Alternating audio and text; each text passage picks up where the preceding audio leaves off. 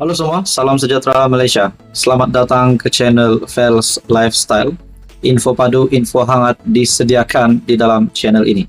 Tuan-tuan dan puan-puan yang amat dihormati sekalian, setelah Malaysia dikejutkan di mana pada awal subuh 18 Julai, Menteri Besar Sementara Kedah, yaitu Muhammad Sanusi, yang ditahan untuk beliau berhadapan di mahkamah dengan pertuduhan di bawah akta hasutan, dan pada akhirnya sekali lagi Menteri Besar Kedah didakwa satu lagi tuduhan menghasut penubuhan kerajaan perpaduan.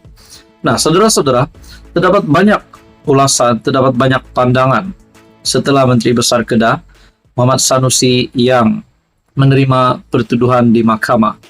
Terdapat banyak spekulasi yang dibuat, adakah beliau bakal tidak dapat bertanding di dalam pilihan raya negeri akan datang.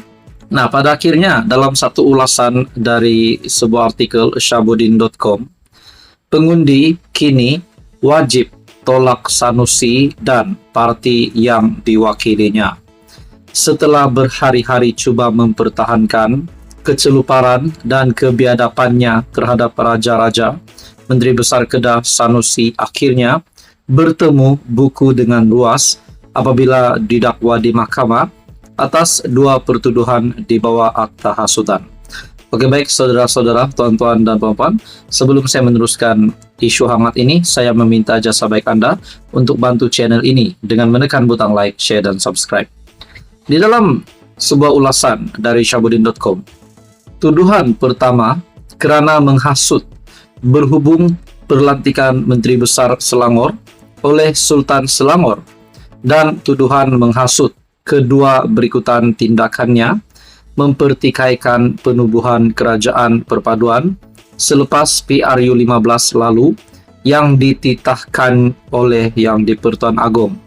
Berdasarkan kedua-dua pertuduhan, Sanusi didakwa telah melakukan perbuatan yang mempunyai kecenderungan menghasut dengan menyebut perkataan-perkataan yang mempunyai maksud untuk membangkitkan perasaan tidak setia terhadap raja-raja.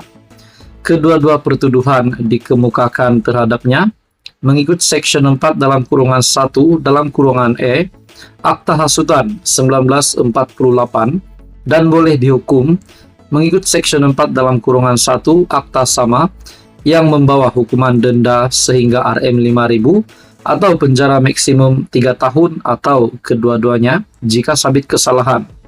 Apa yang nyata, kedua-dua pertuduhan yang dihadapkan kepada Sanusi adalah berdasarkan kesalahan yang dikira amat berat telah dilakukan, yaitu cubaan membangkitkan perasaan tidak setia kepada raja.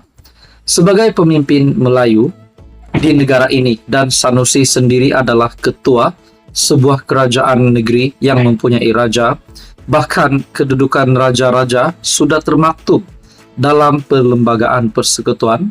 Apa yang dilakukan Sanusi selain tidak wajar, tetapi juga tidak boleh diterima sama sekali. Jika inilah perangai dan kelakuan pemimpin yang ada di negara ini, sementara pula beliau adalah mewakili PAS, sebuah parti yang mendakwah memperjuangkan Islam, maka siapa lagi yang mahu menghormati dan mendaulatkan raja-raja kita? Kalau tiada raja-raja juga, siapa lagi mahu melindungi kita semua? Sebab itu, pertuduhan yang dikenakan kepada Sanusi adalah tepat dan wajar agar ia menjadi pengajaran kepada seluruh rakyat negara ini.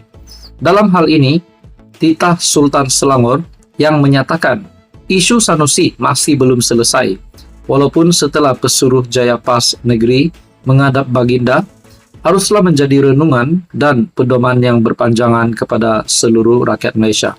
Nah, pada akhirnya di dalam tajuk ulasan dari Syahbudin.com, di dalam tajuk ini, pengundi kini wajib tolak Sanusi dan parti yang diwakilinya. Adakah kita boleh kata Sanusi sendiri dan PAS diharamkan di dalam pertandingan pilihan raya negeri? Adakah kita boleh cakap begitu? Walaupun ada beberapa pendapat kepimpinan politik yang lain menyatakan bahwa pertuduhan yang dihadapi Sanusi tidak kena mengena dengan pilihan raya negeri. Menurut Anda saudara-saudara, apakah pula bakal berlaku kepada Sanusi dan kepada kepimpinan PAS yang bakal bertanding pada pilihan raya negeri tidak lama lagi? Jadi saudara-saudara, tuan-tuan dan puan, teruskan bersama di dalam channel ini untuk info yang seterusnya. Mohon bantu like dan share. Anda juga boleh subscribe channel ini.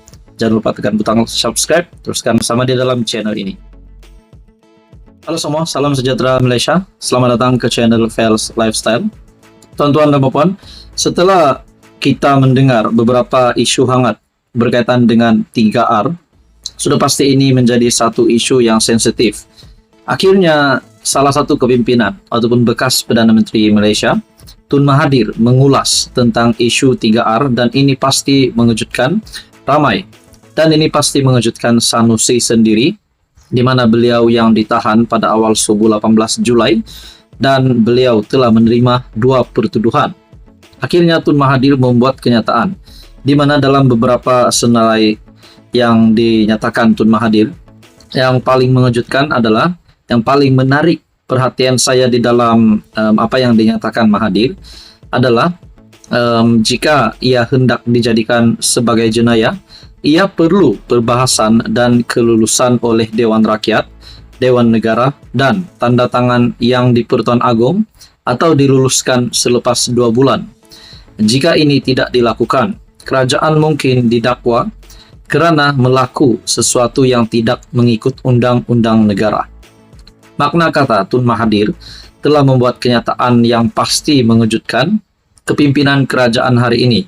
Sebab yang dinyatakan di dalam kenyataan Tun Mahathir ini adalah kerajaan, dan juga dinyatakan juga Dewan Rakyat, Dewan Negara, dan tanda tangan yang di Pertuan Agong, di mana dalam beberapa senarai yang disediakan Tun Mahathir melalui artikel berita Astro Awani dan juga melalui Twitter Dr. Mahathir Mohamad, di mana Tun Mahathir mengatakan bahwa rakyat diberitahu tajuk 3R, Race, Religion, and Royalty, tidak boleh disentuh.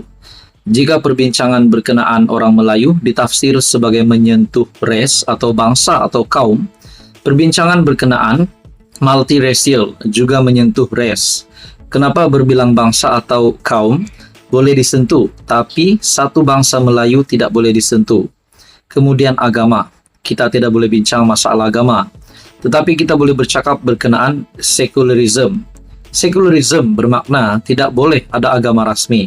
Ini bermakna kita bercakap berkenaan agama rasmi. Kenapa menolak agama rasmi boleh disentuh, tetapi mengekal agama rasmi tidak boleh disentuh? Akhir sekali, soal institusi raja. Raja seperti rakyat, tertakluk kepada undang-undang. Sebuah mahkamah diadakan untuk raja. Bermakna jika raja melakukan sesuatu yang bertentangan dengan undang-undang, tindakan boleh diambil. Perundangan ini diadakan kerana kes tertentu. Jikalau kes-kes yang sama berlaku atau kes yang lebih buruk berlaku dan dakwaan tidak boleh dibuat, maka raja akan jadi raja yang berkuasa mutlak. Sebaliknya, perlembagaan menjadikan raja kita sebagai raja berperlembagaan. Apakah kita sudah gugur sistem raja berperlembagaan kepada raja berkuasa mutlak? Menghalang perbincangan berkenaan 3 perkara ini menidakkan kebebasan bersuara. Ia amat serius. Jika ia hendak dijadikan sebagai jenayah, ia perlu perbahasan dan kelulusan oleh Dewan Rakyat, Dewan Negara, dan tanda tangan yang di Pertuan Agong atau diluluskan selepas 2 bulan. Jika ini tidak dilakukan, kerajaan mungkin didakwa kerana melaku sesuatu yang tidak mengikut undang-undang negara. Adakah di sini Tun Mahathir membuka mata fikiran ramai orang, di mana apa yang berlaku kepada Sanusi hari ini setelah beliau ditahan dan juga menerima pertuduhan? Dan akhirnya Tun Mahathir dengan kenyataannya, jika ia hendak dijadikan sebagai jenayah, ia perlu perbahasan dan kelulusan oleh Dewan Rakyat, Dewan Negara, dan tanda tangan yang di Pertuan Agong atau diluluskan selepas 2 bulan. Jika tidak dilakukan menurut Mahathir, kerajaan mungkin didakwa kerana melaku sesuatu yang tidak mengikut undang-undang negara. Adakah yang coba disampaikan Tun Mahathir di sini adalah sekiranya proses Sanusi yang dihadapkan di mahkamah adalah tidak tepat dan proses itu salah, adakah dengan ini pertuduhan Sanusi bakal digugurkan? Adakah nama Sanusi bakal bersih Nah, itu menjadi persoalan dan disebut di sini di mana Tun Mahathir menyebut kerajaan mungkin didakwa karena melakukan sesuatu yang tidak mengikut undang-undang negara. Walaupun kenyataan Tun Mahathir ini tidak mention nama Menteri Besar Kedah, tapi saya boleh kaitkan apa yang dinyatakan ini dapat dikaitkan dengan situasi yang dihadapi oleh Sanusi hari ini. Menurut Anda saudara-saudara, apa komen Anda? Teruskan bersama di dalam channel ini. Untuk info yang seterusnya, mohon bantu channel ini dengan menekan butang like, share, dan subscribe.